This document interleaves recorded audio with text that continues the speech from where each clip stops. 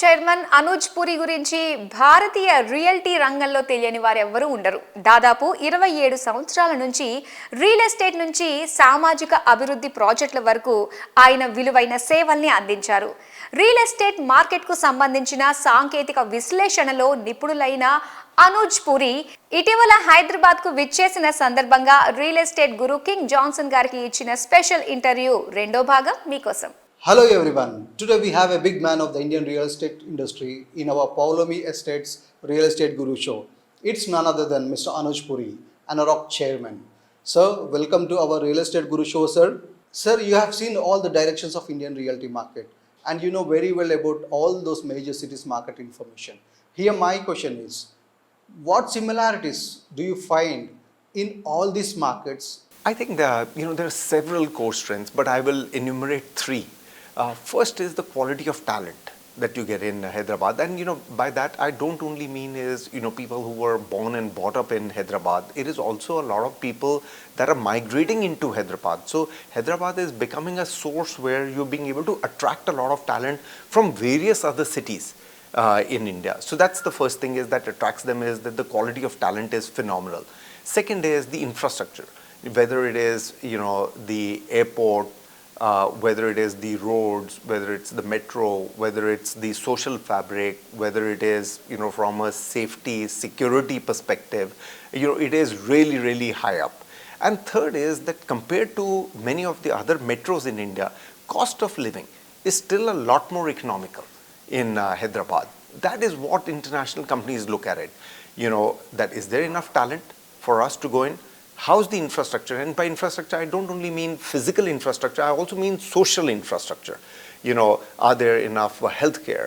Are there enough entertainment facilities? Are there enough educational institutions in Hyderabad? And if you look across the board, whether it's hospitals or schools or colleges or hotels or retail malls, enough of that social fabric is there. And third is, how expensive is it to do business in Hyderabad? And as I said, is in the terms of cost of doing business, Hyderabad is still a lot more economical compared to some of the other cities in India. Sir, you know very well that Indian realty sector is demanding infrastructure or industry status, and there is no response from the central government since few years. So what could be the reason for this, sir? Look, it's been a question that has been asked for a very long time, that should the real estate sector be given an industry status or like an infrastructure status?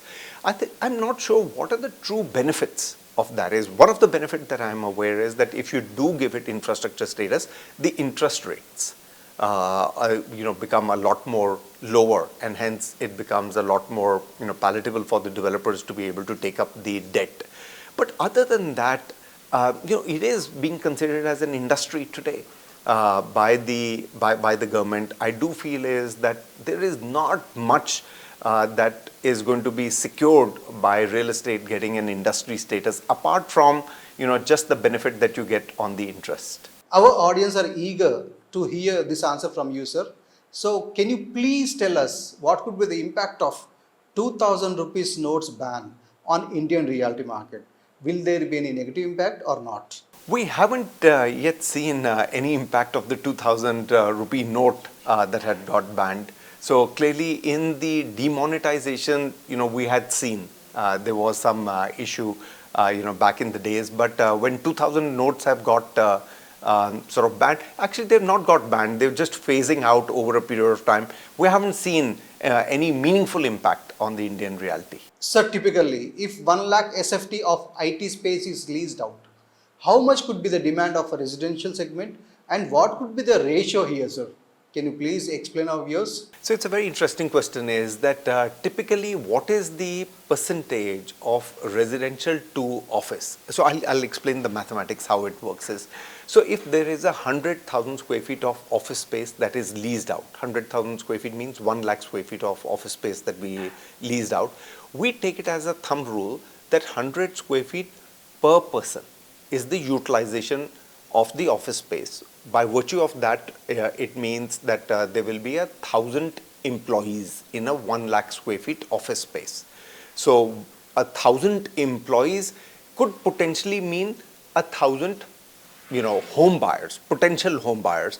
I'm saying even if you were not to take the 1,000 entirely, you were to take 50% of it only. So that's about 500 home buyers who are potentially there in 100,000 square feet of office leasing. That's how I would look at the calculation. Thanks a lot for sharing in-depth analysis on current realty market scenario in India as well as Hyderabad, sir. Thanks a lot for your valuable time. Thank you so much. Thank you very much.